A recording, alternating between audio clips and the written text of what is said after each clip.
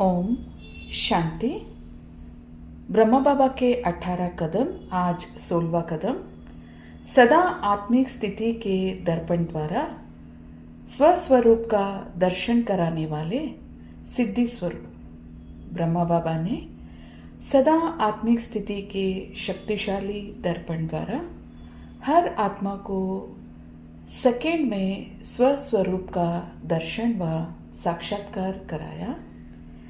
इसी स्टेज को light might house की स्टेज कहते हैं। जैसे बाबा लाइट माइट स्वरूप सर्वशक्तिवान हैं, ब्रह्मा बाबा भी उनके समान बने, तो ऐसे आप बच्चे भी बाप समान सर्वशक्तियों से संपन्न सिद्धि स्वरूप बनो। मस्तक मणि द्वारा सबको स्वस्वरूप का दर्शन कराओ।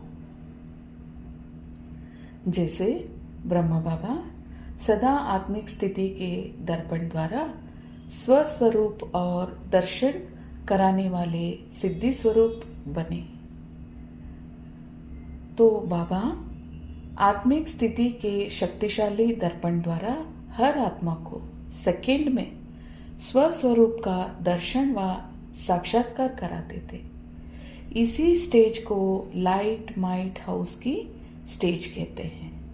जैसे बाप लाइट माइट स्वरूप सर्वशक्तिवान है, यानी शिव बाबा लाइट माइट स्वरूप सर्वशक्तिमान है, वैसे ब्रह्मा बाबा भी उनके समान बने, तो ऐसे हम बच्चों को भी बाप समान सर्वशक्तियों से संपन्न सिद्धि स्वरूप बनना है और मस्तक मणि द्वारा सबको स्वस्वरूप का दर्शन कराना है।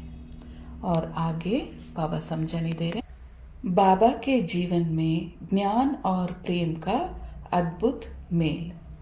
बाबा में ज्ञान की तो अतः गहराई थी ही, तभी तो उनके जीवन में ज्ञान की एक अजीब मस्ती झलकती थी और तभी वे सदा कहते थे कि ये ज्ञान अनमोल और अविनाशी रत्न है। वे जिन ज्ञान की बात कहते थे, वह जिन ज्ञान की बात कहते थे, वह ज्ञान प्रेमपूर्ण था। ज्ञान और प्रेम का उनके जीवन में ऐसा तालमेल था कि दोनों को अलग अलग बताना असंभव सा था। बाबा के ज्ञान के बोल प्रेम के बिना होता ही नहीं था और उनके प्रेम के बोल में सदा ज्ञान भरा रहता था और प्रेम तथा ज्ञान दोनों का लक्ष्य मनुष्य आत्माओं को पवित्र और योगी बनाना ही था। बाबा के जीवन में ज्ञान और प्रेम का अद्भुत मेल। बाबा में ज्ञान की तो अतः गहराई ही थी, तो उनके जीवन में ज्ञान की एक अजीब मस्ती झलकती थी और तभी वे सदा कहते थे कि ये ज्ञान अनमोल और अविनाशी रत्न है। वे जिस ज्ञान की बात कहते वह ज्ञान प्रेमपूर्ण रहता। ज्ञान और प्रेम का उनके जीवन में ऐसा तालमेल था कि दोनों को अलग अलग बताना असंभव सा था। बाबा के ज्ञान के बोल में प्रेम के बिना होता ही नहीं था और उन प्रेम के बोल में सदा ज्ञान भरा रहता था और प्रेम तथा ज्ञान दोनों का लक्ष्य मनुष्यात्माओं को पवित्र और योगी बनाना ही था। तो बाबा के जो लक्षण थे, वैसे हमें भी अपने गुण लक्षण भरने हैं और फॉलो फादर करनी है और इसे अपनी जीवन में अमल में लाना है। तो बाबा के जीवन में ज्ञान और प्रेम का अद्भुत मेल था। और आगे आज योग अभ्यास के लिए डायरेक्शन।